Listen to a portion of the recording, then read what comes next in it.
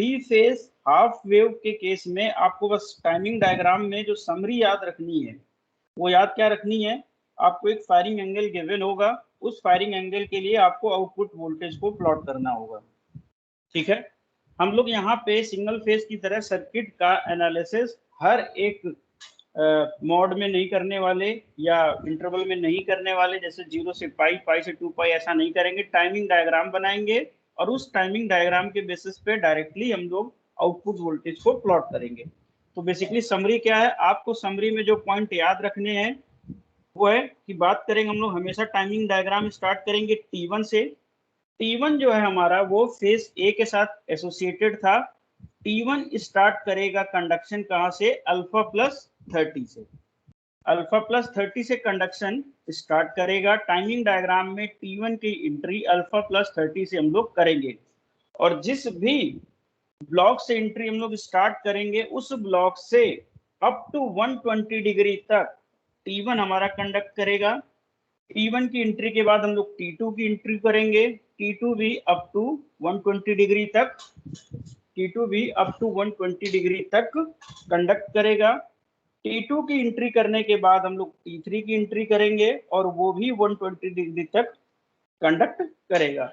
बस समरी में ये 3 पॉइंट अगर आपको याद हैं तो three phase half wave circuit के केस में आपको फायरिंग एंगल की वैल्यू कुछ भी दे दे, लोड किसी भी टाइप का दे दे, रेजिस्टिव दे दे, आरएल दे दे, आरएलई लोड दे दे, आप बहुत ही इजीली आउटपुट की वेवफॉर्म ड्रॉ कर लोगे। बस ये 3 समरी के पॉइंट आपको याद होने चाहिए। तो आज बेसिकली डिस्कशन में हम लोग करेंगे क्या, अल्फा की कुछ वैल्यूज लेंगे, ठीक है, जो 30 के मल्टीपल में ही होंगी। अब क्वेश्चन ये नहीं पूछना कि यार 30 के मल्टीपल में ही सर आप वैल्यूज क्यों ले रहे हो, 20 या 10 डिग्री क्यों नहीं ले रहे हो।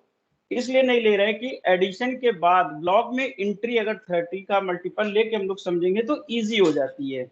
इसलिए हम अपने डिस्कशन में 30 के मल्टीपल में ही फायरिंग एंगल लेंगे।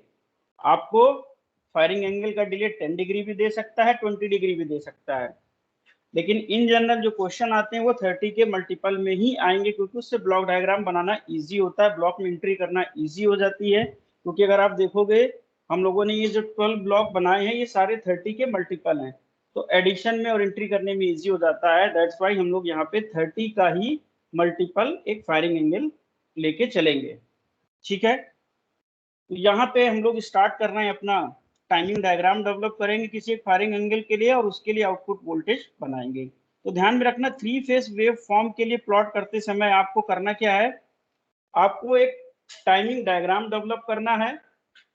टाइमिंग डायग्राम में सबसे अपर में आपको टाइमिंग डायग्राम, उसके जस्ट नीचे एक रेफरेंस वेव फॉर्म, और उसके जस्ट नीचे हम लोग बनाएंगे आउटपुट वेव फॉर्म। तो यहाँ पे देखो क्वेश्चन में फायरिंग एंगल क्या दिया है, 30। तो 30 के लिए अगर हम लोग देखेंगे T1 कहाँ पे कंडक्ट करेगा, तो 30 के लिए T30 फायरिंग एंगल के लिए कंडक्ट करेगा 30 plus 30, that means T1 start करेगा 60 डिग्री से। T1 स्टार्ट करेगा 60 डिग्री से, तो 60 से हम लोग एंट्री स्टार्ट करते हैं, दैट मीन्स T1 आया यहाँ पे, फिर नेक्स्ट ब्लॉक में भी T1, नेक्स्ट ब्लॉक में भी T1, और नेक्स्ट ब्लॉक में भी T1। तो अगर आप ये ड्यूरेशन देखोगे तो ये ड्यूरेशन कितनी हो गई है, 120 डिग्री T1 कंडक्ट कर चुका है। 30 के ब्लॉक हैं, 4 ब्लॉक में एंट्री है, तो ये हमारा 120 डिग्री तक कंडक्ट कर चुका है। अब नेक्स्ट जो हम लोग कंडक्ट कराएंगे वो कराएंगे T2 को। T1 के बाद नेक्स्ट 4 ब्लॉक आएगा T2, इसके बाद नेक्स्ट जो ब्लॉक बचेंगे उसमें आ जाएगा T3।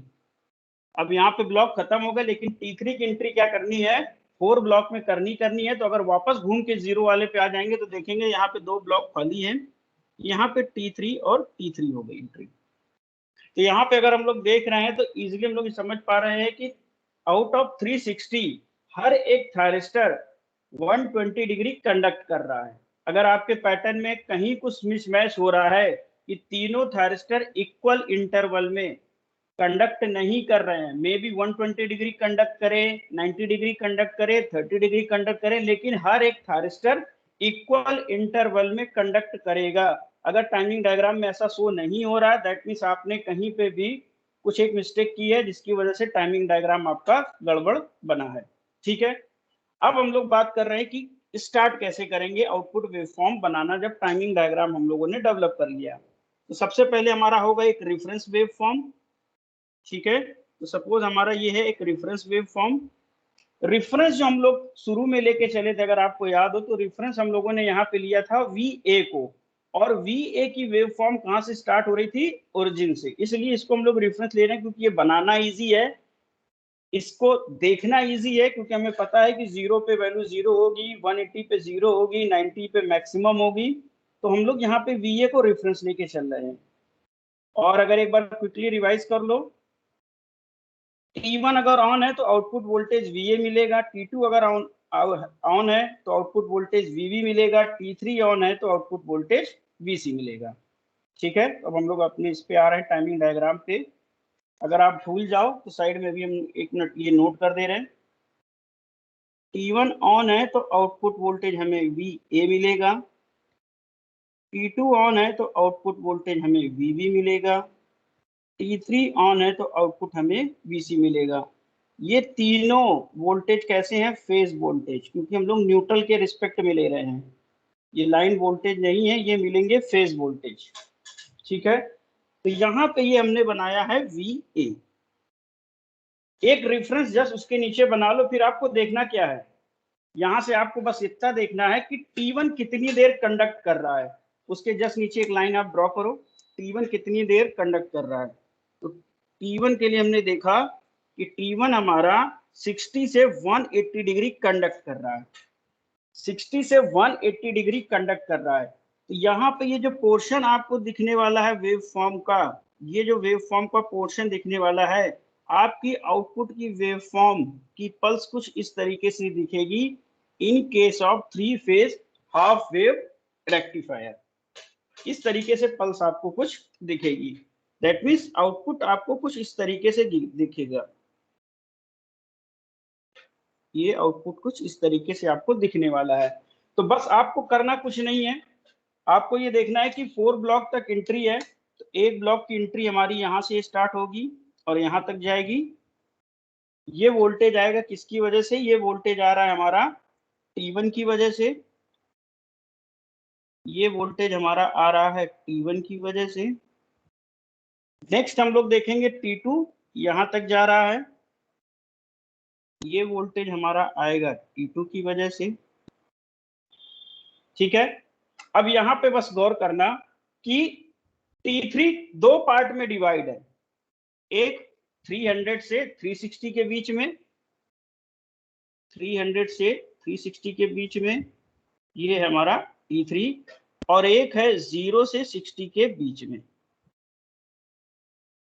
तो आउटपुट वेवफॉर्म तो हमें ऐसी ही मिलेगी, आउटपुट वेवफॉर्म का रेफरेंस हमें मिल गया है, वो कुछ ऐसी ही मिलने वाली है। आउटपुट वेवफॉर्म हमारी कुछ ऐसी ही आने वाली है। तो हम लोग करेंगे क्या, T1 के नीचे जैसी आपने ये रेफरेंस वेवफॉर्म कट की है, इसको ऐसे बना लो,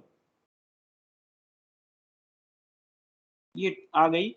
इसी तरीके से दोबारा फिर इसको T2 के 4 ब्लॉक की एंट्री है तो इसको बना लो, सॉरी ये गलत बन गया, ये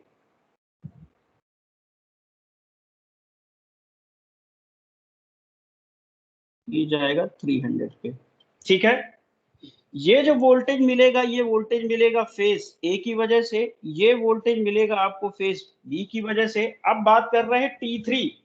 तो T3 देखो अभी तक यहाँ पे क्या है, VA और VB की जब हमने वोल्टेज बनाई है तो वो 4 ब्लॉक में एक साथ थे, 4 ब्लॉक में एक साथ एंट्री थी, तो पूरी एक VA की वेव फॉर्म दिख रही थी। लेकिन यहाँ पे जब हम लोग VC की वेव फॉर्म बना रहे हैं या T3 के लिए वेव फॉर्म बना रहे हैं, तो ये दो पार्ट में क्लिप होगी, दो पार्ट, एक 300 से 360 और एक 0 से 60। तो आपको करना क्या है, जो भी आपकी ये आउटपुट की वेव फॉर्म आई है, जो भी आउटपुट की वेव फॉर्म आप कुछ इस तरीके से बना रहे हो, इसको दो पार्ट में आपको कट करना है, दो पार्ट में कट करना है। एक पार्ट को आप 300 से 360 बना दो और एक पार्ट को आप 0 से 60 के बीच में बना दो। तो अब ये कंफ्यूजन आएगा कि पार्ट 1 और पार्ट 2 में कौन सा हम लोग 300 से 360 के बीच में बनाएं और कौन सा हम लोग 0 से 60 के बीच में बनाएं। तो आपको VA और VB की वेवफॉर्म देख के अंदाजा लग जाएगा कि जब VA हमारा 0 हो रहा है तो VB की वेवफॉर्म स्टार्ट हो रही है अपनी मैक्सिमम वैल्यू से।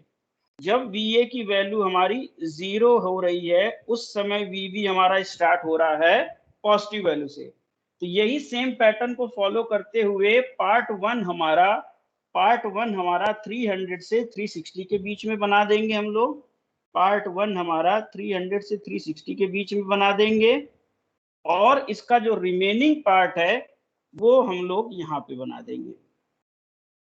ठीक है, तो कोई कंफ्यूजन ना हो इसलिए हम यहाँ पे लिख दे रहे हैं इसको। ये हमारी वेव फॉर्म का पार्ट वन और ये वेव फॉर्म का है हमारा पार्ट टू। एग्जाम में आपको लिखने की जरूरत नहीं है। ये फेज वोल्टेज है C का और ये फेज वोल्टेज है C का। तो ये आपका क्या बन जाएगा, output voltage for alpha is equal to firing angle alpha is equal to 30। Alpha is equal to 30 के लिए three phase half wave rectifier के केस में आउटपुट की वेवफॉर्म आपको कुछ ऐसे दिखेगी। VA, VB और फिर VC का यहाँ पे क्या हो रहा है, T3 का जो है 4 कॉन्टिन्यूअस इंटरवल नहीं मिल रहा है, दो के पार्ट में मिल रहा है। 2 का पार्ट एक साथ है, 2 का पार्ट एक साथ है, इसलिए हम उस जो रेफरेंस वेव फॉर्म है उसको कट करके 2 पार्ट में यहाँ पे बना रहे हैं। तो अगर इसमें किसी को कोई कंफ्यूजन हो तो प्लीज पूछ लो, अदरवाइज नेक्स्ट फायरिंग एंगल लेके हम लोग इस वेव फॉर्म को कंप्लीट करते हैं। अब नेक्स्ट फायरिंग एंगल लेते हैं। अगर किसी को कोई कंफ्यूजन हो तो प्लीज पूछो, अदरवाइज नेक्स्ट चले हम लोग। ठीक है, हम लोग नेक्स्ट फायरिंग एंगल के लिए देखते हैं। और उसके पहले एक नोट ये कर लेते हैं कि अगर आपको इस तरीके से नहीं, जैसा इन जनरल जो भी आपको वीडियोस मिलेंगे यूट्यूब पे या लिटरेचर में मिलेगा, वो ये पैटर्न फॉलो नहीं करता है कि एक टाइमिंग डायग्राम बनाए, फिर एक रेफरेंस वेव फॉर्म बनाए, ठीक है, और उसके बाद में आउटपुट वेव फॉर्म बनाए। तो जनरली ये पैटर्न कोई फॉलो नहीं करता है जो अभी हम लोगों ने सीखा है। हालांकि ये सबसे इजी मेथड है थ्री फेज को डील करने का, फिर भी इसको कोई फॉलो नहीं करता है। एक्चुअल मेथड जो कन्वेंशनल में आप फॉलो करोगे, सपोज आप ES का पेपर लिखोगे या JEE का पेपर लिखोगे और उसमें कन्वेंशनल आपको फॉलो करना है, तो कन्वेंशनल में आपको कैसे देखना होगा, आप सबसे पहले क्या करोगे, थ्री फेज की वेव फॉर्म बनाओगे। तो सपोज हमारा ये वेव फॉर्म हम लोग बना रखी है, ठीक है, ये भी आउटपुट की वेवफॉर्म हमने थ्री फेज की बना रखी। सबसे पहले आपको आइडेंटिफाई करना है cross over point. Cross over point, तो आपको ये पता है कि जहां पे ये वैल्यू कट कर रही है ये हमारे क्या है, क्रॉस ओवर पॉइंट। ये हमने क्रॉस ओवर पॉइंट कर लिया है मेंशन, ठीक है। और आपको ये भी पता है ये रेड वाला जो है पोर्शन, इसको हम लोग बोल रहे हैं VA वेवफॉर्म। येलो वालों को हम लोग बोल रहे थे VB, तो रेड कलर यहाँ पे नहीं है तो इसको इसी से लिख दे रहे हैं। येलो कलर कहीं एंट्री नहीं है, इसको बोल दे रहे हैं VC। अब आप कैसे देखोगे, तो देखो लास्ट टाइम पे हम लोगों ने डिस्कस किया था कि हम यहाँ से T1 को फायर कर सकते हैं इसके COP से, इसके COP से हम लोग फायर कर सकते हैं, लेकिन डिले कितना दिया गया है, डिले दिया गया है क्वेश्चन में 30 डिग्री। क्वेश्चन में डिले कितना दिया गया है, 30 डिग्री। और आपको पता है कि ये एंगल है हमारा 30 डिग्री, और मेरे ख्याल से हमने ब्लॉक कितने में डिवाइड किए, 1 2 3 4 5 6, ठीक है, तो ये होगा हमारा 60 डिग्री। तो हमें यहाँ से फर्दर जो डिले देना है वो कितना देना है, 30 डिग्री का। ये क्वेश्चन में मेंशन है, ये क्वेश्चन में हमारा मेंशन है। ये हमने यहाँ पे क्या दे दिया है, 30 डिग्री का डिले जो फायरिंग एंगल दिया है। दैट मीन्स T1 को हम लोग यहाँ पे ट्रिगर कर रहे हैं, T1 को हम लोग यहाँ पे ट्रिगर करेंगे, ठीक है। इसी तरीके से यहाँ पे भी हमें कितना देना होगा, 30 डिग्री का डिले, यहाँ पे भी 30 डिग्री का डिले और यहाँ पे भी 30 डिग्री का डिले। तो अब आप देखो यहाँ पे देखो, जब समय हम लोग इसको ऑन कर रहे हैं, ये कहाँ से ऑन होगा, B फेज इस जगह से ऑन होगा, C फेज यहाँ से ऑन होगा, फिर A फेज यहाँ से ऑन होगा और A फेज यहाँ से ऑन हो रहा है। तो ये ऑन हो रहे हैं। तो यहां से अगर वेव फॉर्म बनाएंगे तो जब VA ऑन हुआ तो VA को हाईलाइट कर दे रहे हैं, ये VA का फेस मिला, वी ही ऑन है, जब तक ऑन है इसको बनाते जा रहे हैं। इस पॉइंट पे पहुंच रहे हैं तो देख रहे हैं वी भी ऑन हो गया, ये वी भी के लिए बनाते जा रहे हैं हम लोग। ये जो अप्रोच है एक्चुअली ये कन्वेंशनल अप्रोच है। आप अगर AKTU में इसको फॉलो नहीं करोगे तो भी काम चल जाएगा।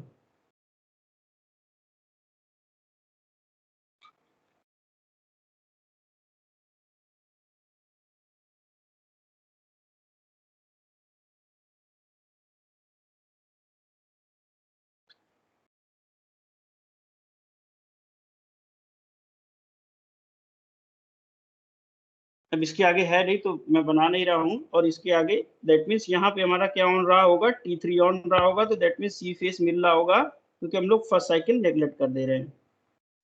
तो वेव फॉर्म देखो, अगर अपर वाली को देखोगे और लोअर वाली को देखोगे तो आपको ध्यान से दिख रहा होगा कि दोनों मैच कर रही हैं।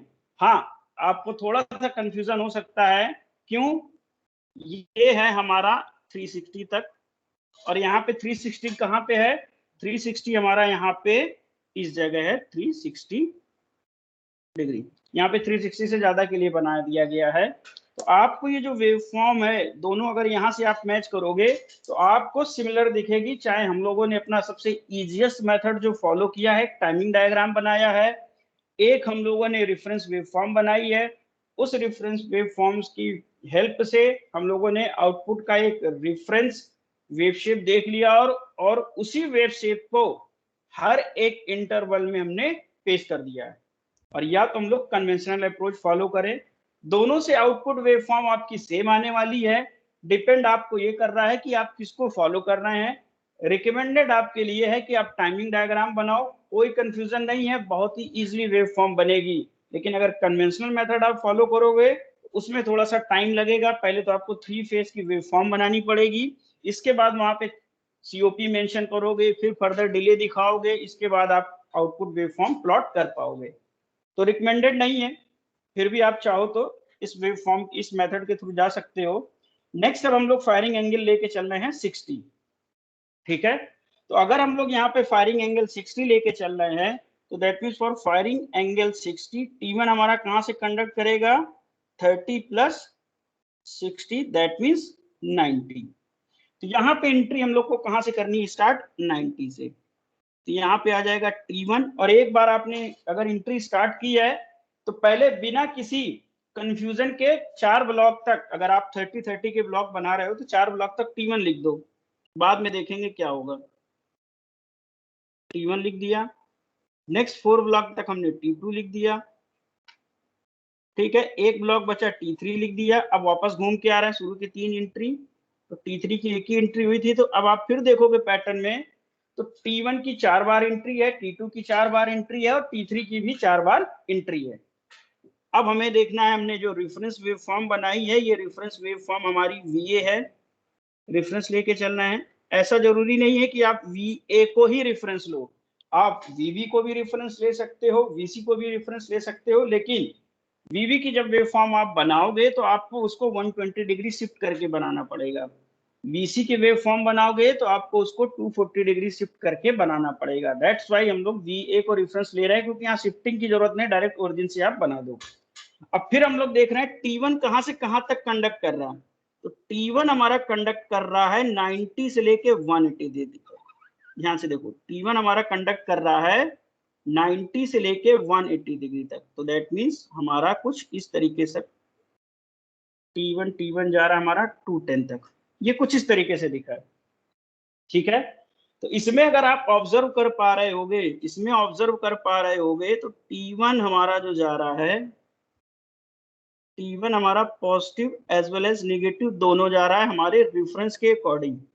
हमें आउटपुट वेव फॉर्म कुछ इस तरीके से बनानी पड़ेगी, अगर हम लोग बनाएंगे,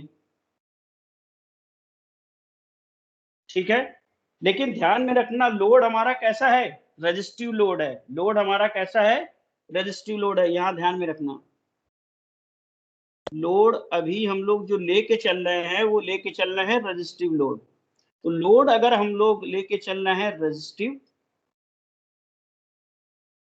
तो सिंगल फेज फुल वेव या हाफ वेव में आपने देखा है रेजिस्टिव लोड के केस में नेगेटिव स्पाइक नहीं आती थी, ठीक है, नेगेटिव स्पाइक जो थी वो नहीं आती थी, ध्यान में रखना। तो जो नेगेटिव स्पाइक वाला पोर्शन है उसको हटा के रिमेनिंग पोर्शन हम लोग यहाँ पे ड्रॉ कर देंगे। तो यहाँ पे देखो करना क्या है, T1 कहाँ कहाँ ऑन है, पहले हम लोग ये मेंशन कर देते हैं T1 कहाँ कहाँ ऑन है, इसको डाउन साइड में मेंशन कर दें, इसके बाद बनाएंगे। तो ध्यान से देखो T1 हमारा इस पोर्शन में ऑन है, T1, ठीक है। नेक्स्ट में हमारा ऑन है क्या, T2, नेक्स्ट 4 इंटरवल में। RL लोड होता तो नेगेटिव भी बनाते हैं, लेकिन रेजिस्टिव लोड है इसलिए हम लोग यहाँ पे नेगेटिव स्पाइक नहीं बना रहे हैं। जब RL लोड करेंगे तो वहां पे हम लोग इसको बनाएंगे। ये हो गया हमारा T3 और यहाँ पे भी ऑन है हमारा T3, ठीक है। अब हमें करना क्या है, T1 के लिए जो पॉजिटिव वेव फॉर्म है केवल उतने ही पोर्शन को पेस्ट करना है, नेगेटिव वाले को हमें पेस्ट नहीं करना। तो पॉजिटिव हमारा कुछ ऐसे था और यहाँ पे 0 हो रहा है, यहाँ पे लेके आए हमने बना दिया 0। नेगेटिव वाले को हम लोग यहाँ पे पेस्ट नहीं करेंगे क्योंकि रेजिस्टिव लोड है। अगर हम लोग बना रहे होते RL लोड के लिए तो जरूर इस नेगेटिव पोर्शन को पेस्ट करते। इसके बाद सेम जैसा आपने VA के लिए बनाया है, VA का T1 के थ्रू सेम वेव फॉर्म को कॉपी करो और नेक्स्ट में पेस्ट कर दो। दैट मीन्स 3 ब्लॉक तक ही जाएगा, चौथा ब्लॉक की एंट्री क्या होगी, ब्लैंक होगी, क्योंकि वहां पे वोल्टेज आपको क्या मिलने वाला था, नेगेटिव। रेजिस्टिव के केस में नेगेटिव वोल्टेज नहीं आएगा, इसलिए हम लोग इसको नहीं बना रहे। सेम एज ऐसे ही है कि ये जो 4 ब्लॉक की एंट्री है, अब T3 में कैसे डिवाइड करेंगे, तो इस वेव फॉर्म को भी 2 पार्ट में डिवाइड करेंगे। एक वेव फॉर्म का पार्ट आपको क्लियर आइडिया हो जाएगा कि ऐसे बना देंगे, और एक वेव फॉर्म यहां से स्टार्ट होगी, केवल 2 ब्लॉक तक जाएगी, क्योंकि चौथा ब्लॉक हमें क्या करना है, हर एक के चौथे ब्लॉक में एंट्री का वोल्टेज क्या आने वाला है, 0। ये आउटपुट वोल्टेज आ जाएगा फॉर 60 डिग्री। ये वोल्टेज है हमारा VB, ये वोल्टेज है हमारा VC और ये वोल्टेज है हमारा VC। ये आउटपुट वोल्टेज आ जाएगा फॉर एंगल 60 डिग्री, ठीक है, फॉर एंगल 60 डिग्री।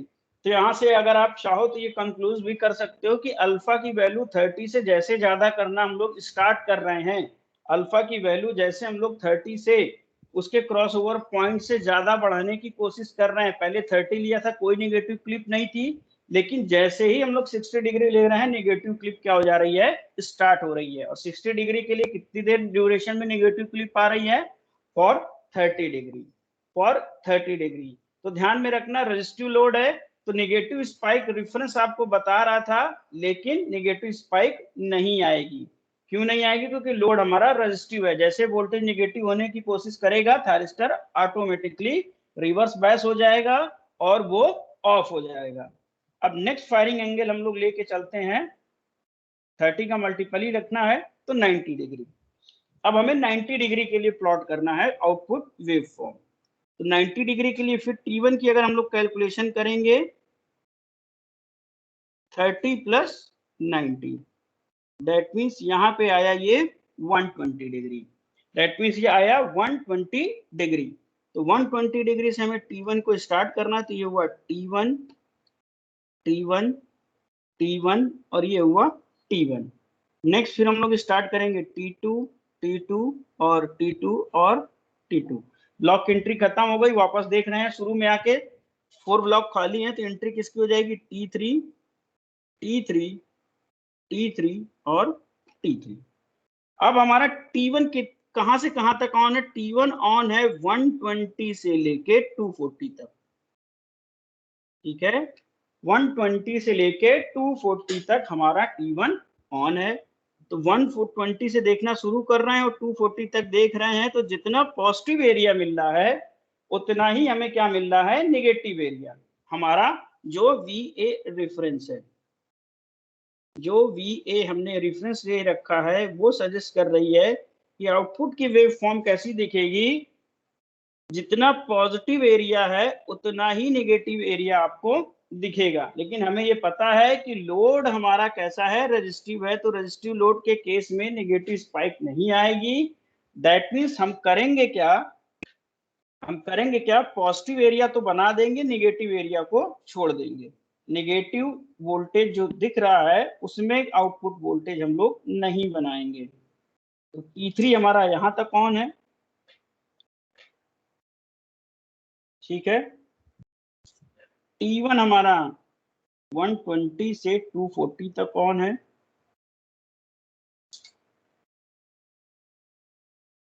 ये है हमारा T1। नेक्स्ट हमारा ऑन है T2।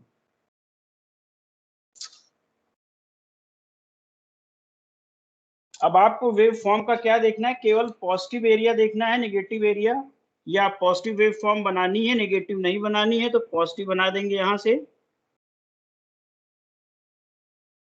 यहाँ पे नेगेटिव है इसलिए आउटपुट वोल्टेज को 0 बनाएंगे। फिर हम लोग यहाँ पे पॉजिटिव, फिर यहाँ पे नेगेटिव एरिया आना चाहिए इसलिए इसको 0 बना दे रहे हैं। इसी तरीके से यहाँ पे आएगा पॉजिटिव 2 ब्लॉक तक, और नेक्स्ट 2 ब्लॉक में वोल्टेज क्या आएगा, 0। ये हमारा आउटपुट वोल्टेज आएगा 3 फेज हाफ वेव के केस में with firing angle 90 degree. Load कैसा है, लोड है हमारा रेजिस्टिव VA VB, और ये हो गया VC, ठीक है।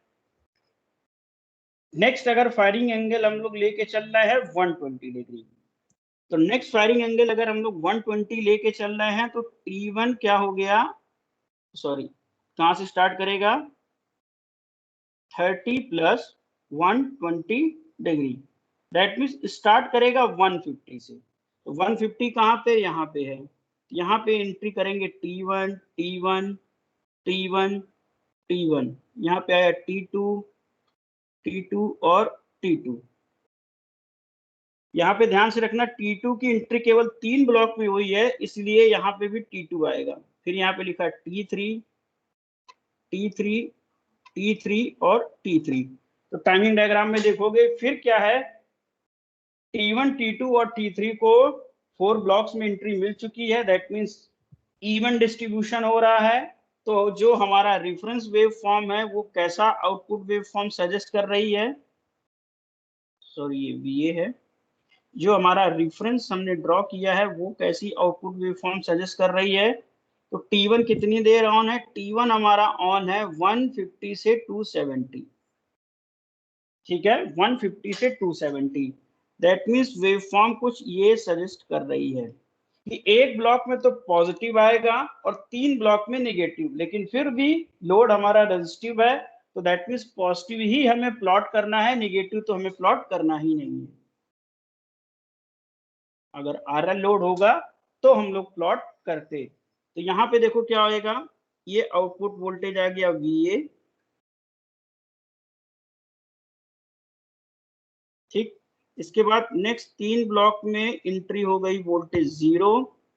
फिर एक ब्लॉक में आउटपुट वोल्टेज आएगा, नेक्स्ट 3 ब्लॉक, तो 2 ब्लॉक तो हमने यहाँ कवर कर लिए, तीसरा ब्लॉक हमारा यहाँ पे है। फिर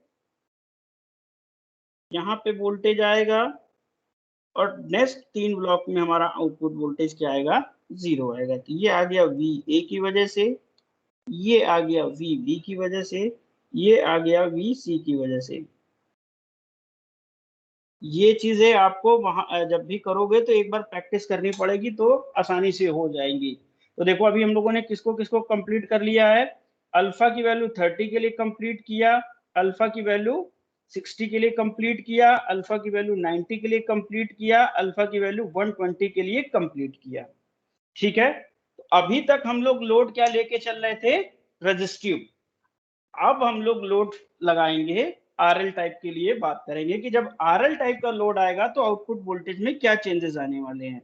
तो अब हम लोग यहाँ पे लोड पिक कर रहे हैं, कैसा है हमारा RL लोड है, ध्यान से समझना। लोड अब चेंज कर रहे हैं, लोड हमारा हो गया है RL, लोड हमारा हो गया है RL। तो वही कैलकुलेशन है, T1 कहां से स्टार्ट करेगा, T1 स्टार्ट करेगा 30 प्लस फायरिंग एंगल कितना गिवन है 30, दैट मीन्स 60 से स्टार्ट करेगा। तो अब तक टाइमिंग डायग्राम बनाने की प्रैक्टिस हो गई होगी आप लोग को। तो 60 से स्टार्ट करना है, T1 T1 T1 और T1, फिर T2 T2 T2 और T2, इसके बाद T3 T3 T3 और T3। T1 कितने देर कंडक्ट कर रहा है? T1 कंडक्ट कर रहा है 60 से लेके 180 डिग्री, 60 से लेके 180 डिग्री तक कंडक्ट कर रहा है। ये है हमारा VA रेफरेंस, ये है हमारा VA रेफरेंस। ठीक, आउटपुट वोल्टेज हमें बनाना है। सजेस्ट क्या कर रहा है? सजेस्ट ये कर रहा है कि वोल्टेज आपको कुछ इस तरीके से दिखेगा, आउटपुट वोल्टेज आपको कुछ इस तरीके से गिवन होगा, दिखेगा। तो आउटपुट वोल्टेज ऐसे ही हम लोग बना दे रहे हैं। नेक्स्ट 4 ब्लॉक में 1 2 3 4 यहाँ पे 0 करना है। ठीक है, तो जैसे वहां पे लास्ट वाली वेव फॉर्म को दो पार्ट में डिवाइड किया था, इसको दो फॉर्म में डिवाइड करके यहाँ कर देंगे। तो ये हो गया VA VB VC और ये हो गया VC। ये सारे फेज वोल्टेजेस हम लोग प्लॉट कर रहे हैं। अब टाइम खत्म हो रहा है तो क्विकली हम लोग इसको कर लेते हैं।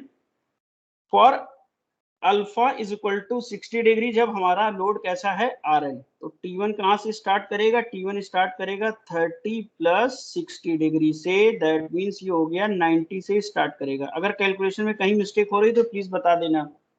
तो T1 हमारा स्टार्ट करेगा 90 से, T1 4 ब्लॉक में एंट्री कर दी। नेक्स्ट 4 ब्लॉक में T2 की एंट्री हो गई, लास्ट में बचा T3 और शुरू के 3 ब्लॉक में T3 की एंट्री हो गई। ये है हमारा reference wave form. VA reference आप किसी को भी ले सकते हो, लेकिन VA लेने से आसानी रहेगी प्लॉट करने का। सजेस्टेड क्या है? कहां से T1 स्टार्ट कर रहा है? 90 से 210। 90 से 210 अगर हम लोग देखेंगे, ध्यान से देखना, 90 से 210 अगर हम लोग देखेंगे तो वोल्टेज कैसा दिख रहा है? 3 ब्लॉक में पॉजिटिव और 1 ब्लॉक में नेगेटिव। 3 में पॉजिटिव और 1 ब्लॉक में नेगेटिव, तो RL लोड है, ध्यान में समझना, RL लोड है। तो RL लोड के केस में, RL लोड के केस में अगर आपको ध्यान में आ रहा हो तो निगेटिव स्पाइक आ रही थी, तो यहाँ पे भी निगेटिव स्पाइक आएगी। कॉन्टिन्यूअस कंडक्शन हम लोग मान रहे हैं, तो कैसे बनाएंगे? 3 ब्लॉक में तो पॉजिटिव बना दे रहे हैं, 1 ब्लॉक में नेगेटिव। ठीक है, 1 ब्लॉक में नेगेटिव, ये हमारा हो जाएगा VA की वेव फॉर्म। अब VB की जब वेव फॉर्म बनाएंगे तो फिर इसी तरीके से 3 ब्लॉक में पॉजिटिव और 1 ब्लॉक में नेगेटिव। इसी तरीके से पहला तीर पॉजिटिव रह जाएगा, यहाँ रिमेनिंग में क्या रहेगा? 2 ब्लॉक में पॉजिटिव और 1 ब्लॉक में नेगेटिव। तो ये वेव फॉर्म आ गई VA की, ये आ गई VB की, ये आ गई VC की, ये आ गई VC की। तो ये हो गया हमारा V आउटपुट। ठीक है, नेक्स्ट हमारा क्या है? 90 डिग्री के लिए, 90 डिग्री के लिए अगर हम लोग T1 की कैलकुलेशन करेंगे तो हो जाएगा 30 प्लस 90 डिग्री, दैट मीन्स ये हो गया 120 डिग्री से स्टार्ट करना है।